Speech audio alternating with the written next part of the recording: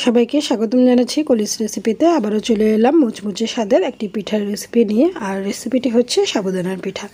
মাত্র দুটি উপকরণ দিয়ে এই সাবুদানার পিঠাটা তৈরি করা যাবে, আর ভাপ দেওয়ার কোনো রকম ঝামেলা নেই, খুব সহজেই তৈরি করা যাবে। তাহলে চলুন রেসিপিটি দেখে নিই। রেসিপিটি তৈরির জন্য এখানে আমি 1 কাপ পরিমাণ সাবুদানা 4-5 ঘন্টা ভিজিয়ে নিয়েছি। আর দেখতেই পাচ্ছেন সাবুদানাটা ভিজে ফুলে গিয়েছে, অথবা সারা রাতও ভিজিয়ে রাখতে পারেন। এবারে একটি প্যানের মধ্যে প্রথমেই ভেজানো সাবুদানাগুলোকে দিয়ে দিচ্ছি। দিয়ে এর মধ্যে 3 কাপ পানি দিয়ে দিলাম। 3 কাপ পানি দিয়ে ভালো করে সাবুদানাটা পানির সাথে একটু মিক্সড করে নিচ্ছি। ভালো করে মিক্সড করে নিতে হবে। তারপরে এর মধ্যে দিয়ে দিব 1/4 কাপ পরিমাণ চালের গুঁড়া। আপনারা চাইলে এখানে চালের গুঁড়াটা না দিয়ে শুধু সাবুদানা দিয়েও কিন্তু সেম একই রেসিপিতে সাবুদানার পিঠাটা তৈরি করে নিতে পারেন। তবে চালের গুঁড়াটা দিলে সাবুদানার পিঠাটা আরও বেশি ক্রিস্পি হবে, তাই আমি এখানে চালের গুঁড়াটা ব্যবহার করেছি। এবারে চালের গুঁড়াটাও পানির সাথে খুব ভালো করে মিক্সড করে নিচ্ছি।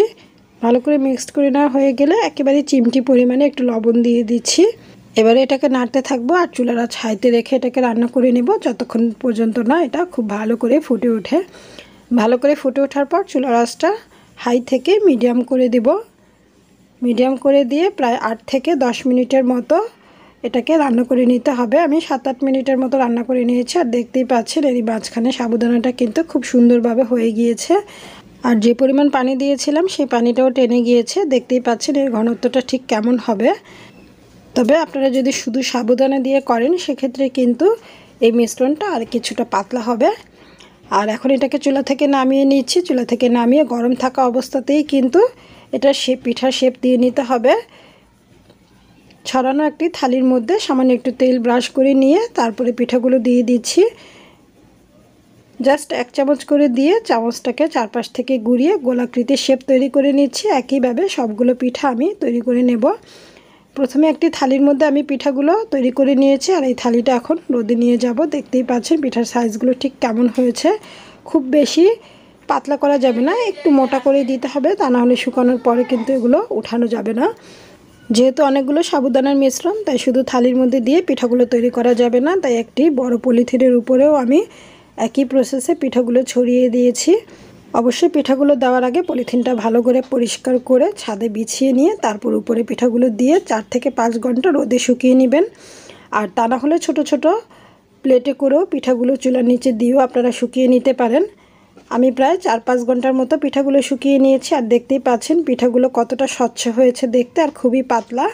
একটু মোটা করে যেগুলো দিয়েছি সেগুলো ঠিক এরকম হয়েছে। পিঠাগুলো একটু এবড়ো থেবড়ো হলেও কিন্তু কোনো সমস্যা নেই, পিঠাগুলো ভাজার পরে খুবই ক্রিস্পি হবে। মাত্র 1 কাপ সাবুদানা আর সামান্য একটু চালের গুঁড়ো দিয়েও দেখতেই পাচ্ছেন কতগুলো পিঠা তৈরি হয়েছে।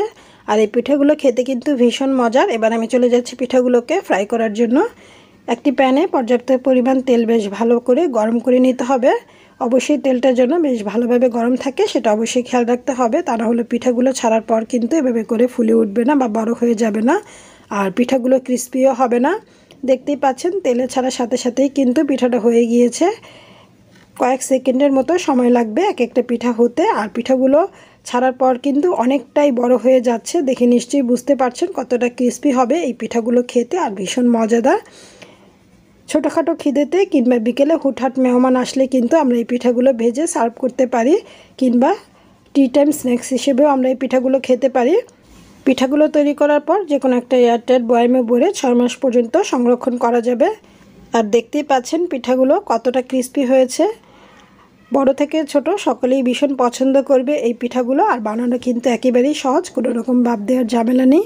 আশা করছি আজকের রেসিপিটি সবার ভালো লেগেছে। সবাইকে ধন্যবাদ জানিয়ে বিদায় নিচ্ছি। আল্লাহ হাফেজ।